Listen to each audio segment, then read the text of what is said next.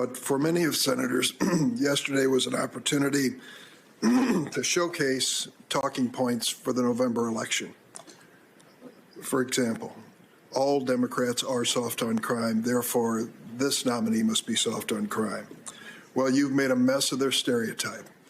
The endorsement of the Fraternal Order of Police, the International Association of Chiefs of Police, just doesn't fit with their stereotype of a Harvard grad, black woman who is aspiring to the highest court in the land.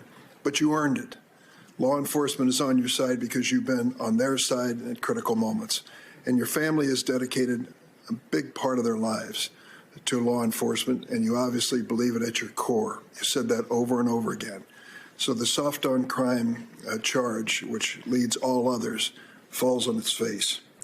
The second thing is that you are somehow out of the mainstream when it comes to child pornography cases.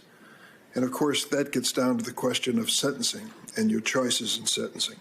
It is difficult, if not impossible, for each of us to put ourselves in your place when you are facing all the totality of facts concerning a certain defendant, then looking at your requirements under the law as enacted by Congress and trying to do the right thing to keep America safe, but to meet justice. You are in the same place as 80% of federal judges when it comes to sentencing on child pornography cases. 80%. And of course, Congress is not without fault. We have failed to pick up the responsibility that was assigned to us some 17 years ago when the Supreme Court decided that the basic guidelines would not be mandatory on judges. We should have stepped in at that point.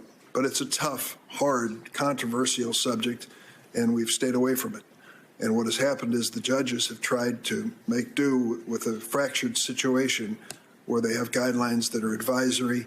They have opinions coming to them about sentencing from the government as well as from probation office and others.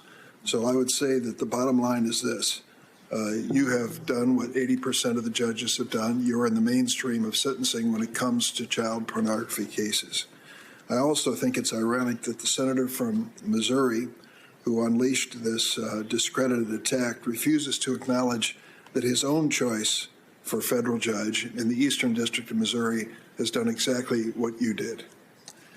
You also have been criticized as having been wrong to be a public defender or even to be in a law firm representing a Guantanamo detainee. It's interesting that Republican judges, very conservative ones, don't see this as a blemish on your character. They understand, as we do, that the Sixth Amendment creates a responsibility that people have a right to counsel. You have exercised that responsibility in your professional life. This, incidentally, yesterday, your nomination turned out to be a testing ground for conspiracy theories and culture war theories.